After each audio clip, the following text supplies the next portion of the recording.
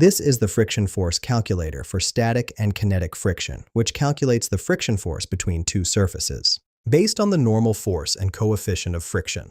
The calculator has two input fields. First is normal force in newtons, where you enter the perpendicular force pressing the surfaces together. Second is coefficient of friction, represented by the Greek letter mu, where you input the dimensionless friction coefficient between the two materials. Let me demonstrate with a calculation. I'll enter 10 for the normal force in newtons. For the coefficient of friction, I'll enter 10, which represents an extremely high friction scenario. After clicking Calculate Friction Force, the result shows friction force, $100 N. This means the maximum friction force that can develop between these surfaces is 100 newtons.